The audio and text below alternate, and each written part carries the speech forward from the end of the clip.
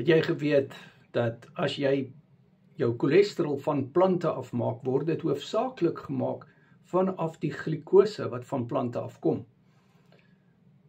Dit word ook gemaak van omega-6 polieonversadigde vette, soos sonnebloemolie, wat 'n baie slegte idee is, 'n baie swak idee is, maar het jy geweet dat as jy op hierdie manier jou cholesterol maak, is dit 'n baie swak tipe cholesterol, en die kans dat jy klein partikel, gevaarlike LDL cholesterol, SD-LDL gaan kry, baie hoog is.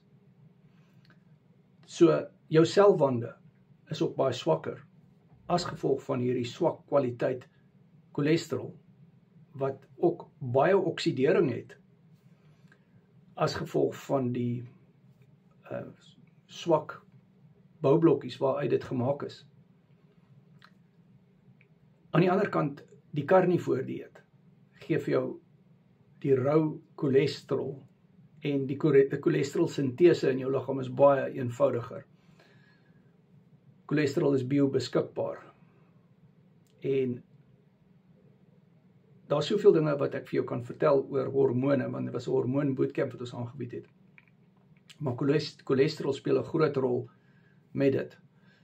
Ook proteïene. Maar WhatsApp my Carnivore Keto word coaching en doen 'n coaching sessie met my. Dan kry jy toegang tot hierdie bootcamp wat ons aangebied het oor hormone. En jy wil dalk jou cholesterol uitsorteer. Cholesterol is baie belangrik vir jou hormone. Veral jou steroïde hormone, jou geslagshormone. Baie belangrik. My nommer is in die bio, WhatsApp my. Coaching is op WhatsApp video call. En die bootcamps is op Google Meet.